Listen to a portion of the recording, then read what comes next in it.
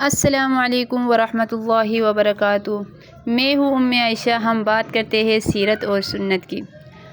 آج کی ویڈیو میں ہم آپ کو بتائیں گے نبی کریم صلی اللہ علیہ وسلم دوسری مرتبہ اسلام کی تبلیغ کہاں کی تھی جب یہ والی آیت نازل ہوئی، جس کا ترجمہ یہ ہے: اے محمد، ہم نے تم کو تمام لوگوں کے لیے خوشخبری سنانے والا اور ڈرانے والا بنا کر بھیجا ہے، لیکن اکثر لوگ نہیں جانتے۔ اس وقت نبی کریم صلی اللہ علیہ وسلم نے بلند حوصلے کے ساتھ ثابت قدمی کا مظاہرہ کیا۔ اگلی بار آپ صلی اللہ علیہ وسلم کعبہ تشریف لے گئے اور کھلے بندوں لوگوں کو اسلام کی جانب بلایا۔ آپ صلی اللہ علیہ وسلم نے صریح الفاظ میں پہلی بار ان کی بتوں کی مذمت کی۔ یہ قریش کے لوگوں کو بہت برا لگا، جو جلد ہی انتقام میں بدل گیا۔ بتوں کی مذمت ان لوگوں کے لیے رسم و رواج پر براہ راست حملہ تھا۔ اس کے علاوہ یہ ان کی بنیادی اقدام کو ہلا دینے کے مترادف بھی تھا۔ بتوں پر تنقید کر کے محمد صلی اللہ علیہ وسلم نے سماجی انصاف کا مطالبہ کیا، جس کا مطلب تھا مشرکین اپنے آباء و اجداد کے مذہب اور اس سے وفاداری کو ترک کر دیں۔ اس سے اشتعال انگیزی میں اضافہ ہو گیا۔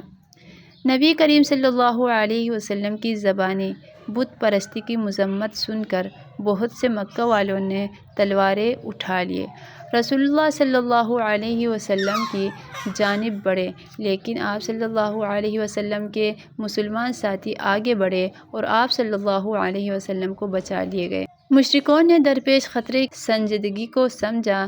مسلمانوں کی روز بروز بڑھتی ہوئی تعداد قبیلہ قریش کے مشرکین کے لیے سنگین تر خطرہ بنتی ہوئی دکھائی دیتی تھی۔ ابو لہب اور ابو سفیان نے ایک مجلس طلب کی جس میں اس بات پر بحث ہونی تھی رسول اللہ صلی اللہ علیہ وسلم کو روکنے کے لیے کیا کیا جائے۔ ابو لہب اور ابو سفیان پیسے سے جس قدر بہترین شعر خریدنا ممکن تھا، مشرکین مکہ نے ان کی مدد حاصل کر لی اور محمد صلی اللہ علیہ وسلم کو دعوت دی۔ وہ ان کے سامنے بیٹھے۔ آپ صلی اللہ علیہ وسلم نے یہ دعوت قبول کی۔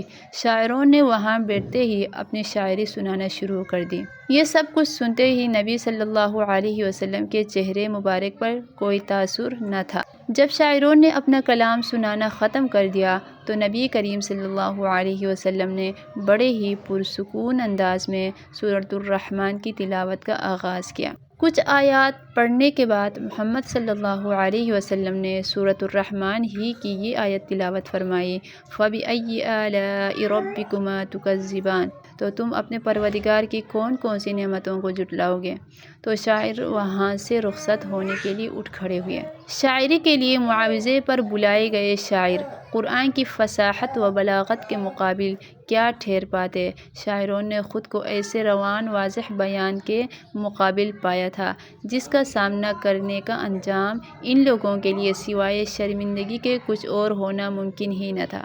ایک روز ابو لہب نبی کریم صلی اللہ علیہ وسلم کا پیچھا کرتا ہوا بازار میں جا پہنچا۔ تشدد کا موقع پا کر اس نے نبی کریم صلی اللہ علیہ وسلم پر پتھر پھینکے، جس سے آپ صلی اللہ علیہ وسلم کے پاؤں مبارک لہولہاں ہو گئے۔